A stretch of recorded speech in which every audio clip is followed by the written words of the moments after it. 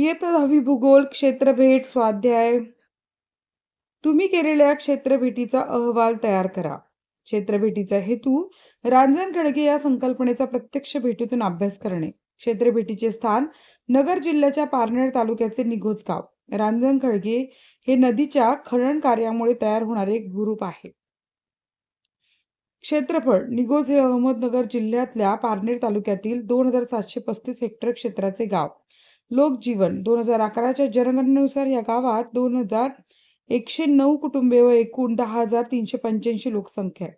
वाहतुकीची साधने. शिरूर या गावातून निघोजला जाण्यासाठी खाजगी रिक्षा आणि बस सेवा उपलब्ध आहे.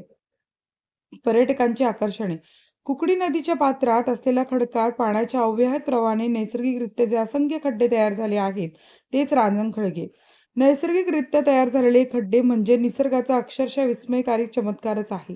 या खड्ड्यांचा आकार रांजणासारखा असून या कुंडातील पाणी दुष्काळात सुद्धा आटत नाही. अशा प्रकारे हे रांजण खळगे दिसतात. मित्रांनो, इंद्रायणी नदीला सुद्धा तळेगाव दाभाडे येथे तुम्हाला रांजण खळगे अशा प्रकारचे पाहायला मिळतील. पाहिले असतील तर कमेंट करून नक्की सांगा. आणि चॅनलला नवीन असाल तर चॅनलला सबस्क्राईब करा, बेल आयकॉन दाबा. माझं नाव आहे सपना टीचर. प्रश्न 1. कारखान्यास भेट देण्यासाठी प्रश्नावली तयार करा. कारखान्यास भेट देण्यासाठीची प्रश्नावली. 1. या कारखान्याची स्थापना कोणत्या वर्षी झाली? 2. कारखान्यात कोणकोणत्या वस्तूंचे उत्पादन होते?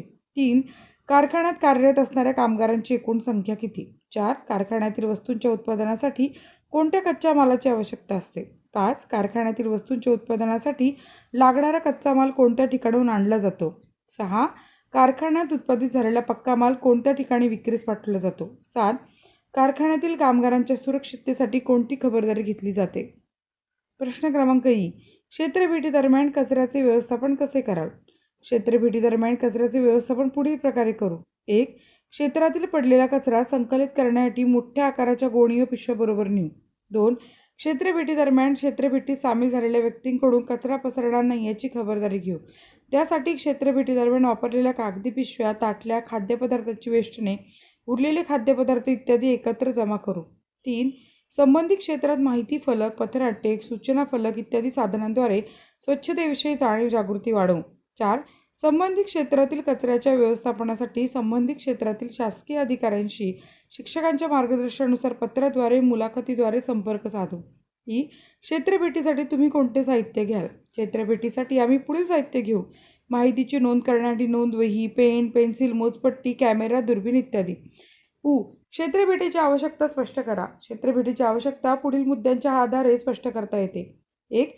क्षेत्रभेटीद्वारे भौगोलिक संकल्पनांचा, घटकांचा व प्रक्रियांचा प्रत्यक्ष अनुभव घेता येतो. 2. क्षेत्रभेटीद्वारे मानव व पर्यावरण यांच्यातील सहसंबंध जाणून घेता येतो. 3. क्षेत्रभेटीद्वारे क्षेत्रभेटीसाठी निवडलेल्या क्षेत्रातील सामाजिक, आर्थिक, ऐतिहासिक आणि सांस्कृतिक परिस्थितीचा अभ्यास करता येतो. 4. क्षेत्रभेटीद्वारे भूगोलाचा अभ्यास अधिक रंजक होतो व अभ्यासलेल्या ज्ञानाचा उपयोजनास चालना मिळते. धन्यवाद मित्रांनो. व्हिडिओ आवडल्यास लाईक करा, चॅनलला सबस्क्राईब करा आणि तुमच्या 10वीचे सर्व विषयांचे सर्व व्हिडिओ आपल्या चॅनलवर मिळतील ते जास्तीचे मित्रांना शेअर करा. धन्यवाद.